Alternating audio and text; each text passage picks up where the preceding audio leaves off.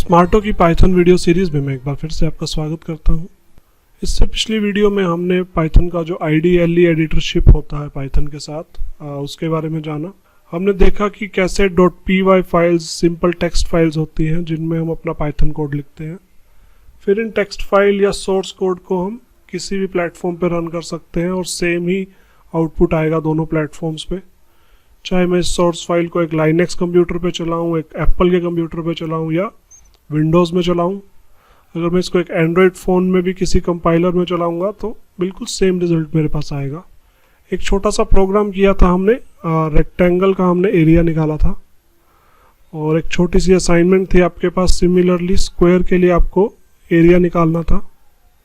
तो अगर आपने असाइनमेंट नहीं की है तो आप एक बार पॉज करके थोड़ा सोच सकते हैं, अगर आपको कुछ आइडिया है कि वो कैसे करना था हमें।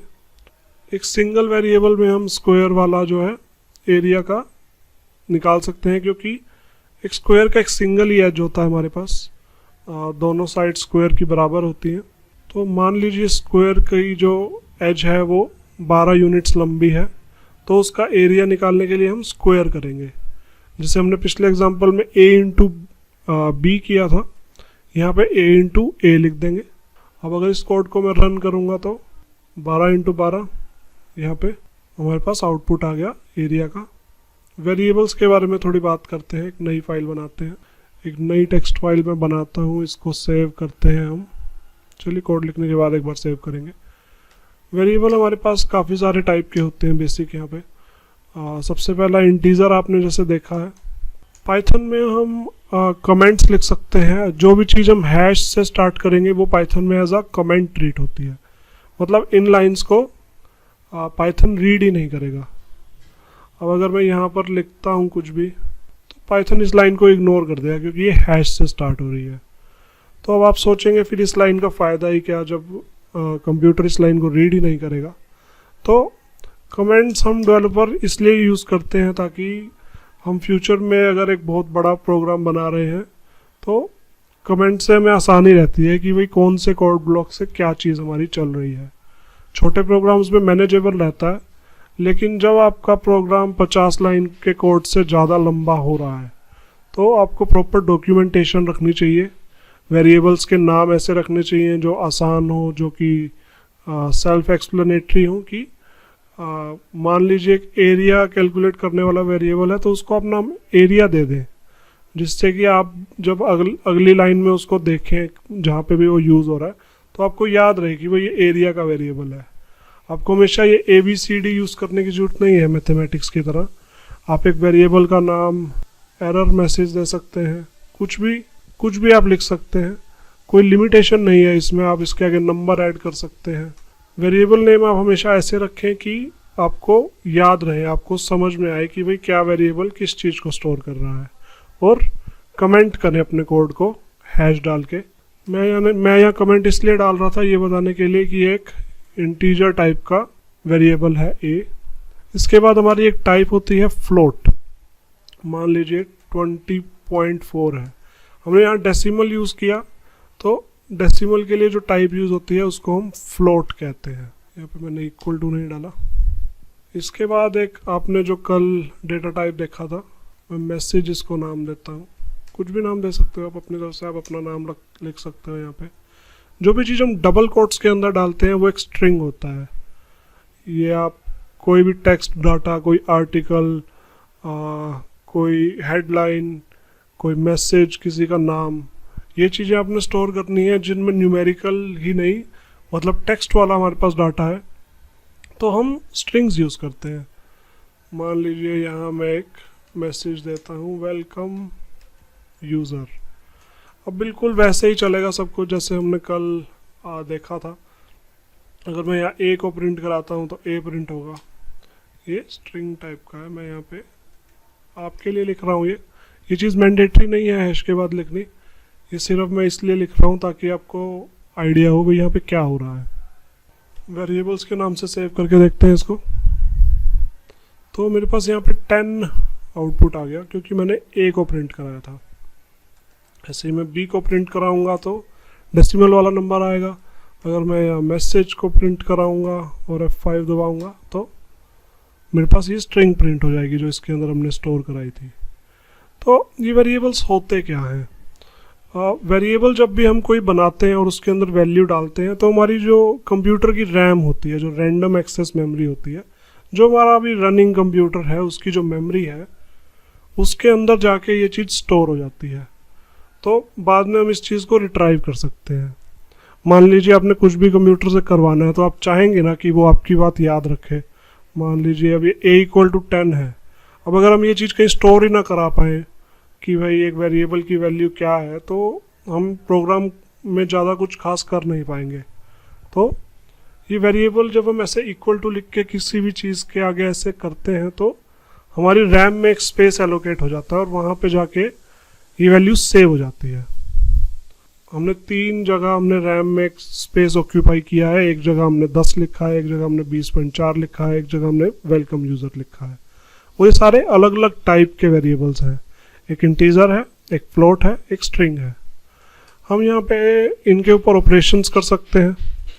मान लीजिए मैं लिखूँ a+b, ये दोनों ऐड हो जाएंगे यहाँ पे। अब ये दोनों अलग अलग टाइप के थे, ये फिर भी ऐड हो गए। b फ्लोट टाइप का था, a इंटीजर टाइप का था, तब भी ये ऐड हो गए। फ्लोट और इंटीजर्स को आप ऐड कर सकते हैं।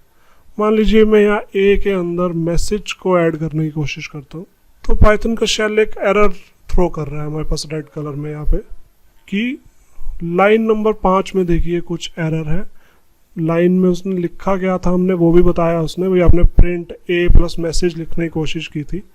अब ये एरर की टाइप होती है कि भाई एरर है क्या।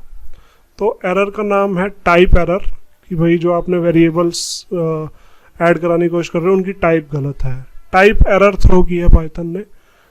और क्या एरर है? Unsupported operand type for plus. भाई प्लस के लिए जो आपने ऑपरेंड्स दिए हैं वो गलत टाइप के हैं। एक इंट है, एक स्ट्रिंग है। इंट और स्ट्रिंग आप लॉजिकली सोचिए एक बार, आप 10 के अंदर वेलकम यूज़र कैसे ऐड कर सकते हैं। ऐसी कुछ लिमिटेशंस होती हैं जो नहीं चलती।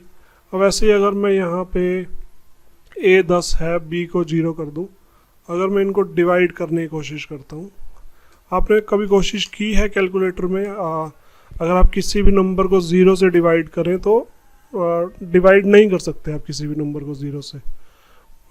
जैसे कि मान लीजिए कि आपको एक केक बांटना है 0 लोगों के बीच में। मान लीजिए आपने 2 लोगों के बीच में बांटना है केक, तो आधा आधा आएगा। लेकिन अगर 0 लोगों के बीच में बांटना है तो हमें नहीं पता कितना आएगा। हम इसको नॉट डिफाइंड बोलते हैं।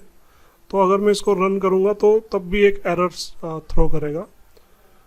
Trace back most recent call, line हमारी थी a/b में दिक्कत हुई है। इस एरर का नाम था टाइप एरर। इस एरर का नाम है 0 डिवीजन एरर, डिवीजन बाय 0। कोई भी किसी भी नंबर को 0 से डिवाइड नहीं कर सकता। आप अगर एक अपने कैलकुलेटर में ट्राई करें, आप अपने फ़ोन में ट्राई करें, किसी भी नंबर को हम 0 से डिवाइड नहीं कर सकते। तो पाइथन ऐसे हमें एरर्स दिखाता है। ऐसे ही थोड़ा स्ट्रिंग्स के बारे में अभी देखते हैं। मान लीजिए मैंने जैसे अभी स्ट्रिंग के अंदर एक इंट ऐड करने की कोशिश की थी, वो नहीं हम कर पाए थे। अगर मैं यहाँ पे एक और मैसेज डिफाइन करता हूँ जिसका नाम मैं मैसेज2 रखता हूँ, इसमें हम लिखते हैं हाउ आर यू डूइंग। और अगर मैं मैसेज के अंदर ऐड कर देता हूँ मैसेज2 को, तो हमारे पास ये दोनों स्ट्रिंग्स ऐड हो गई।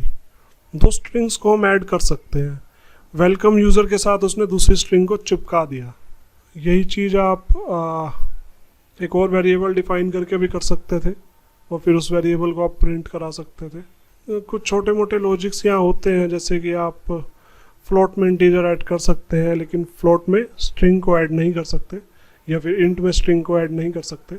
तो ये हमारी ऐसे प्रिंट स्टेटमेंट काम करती है।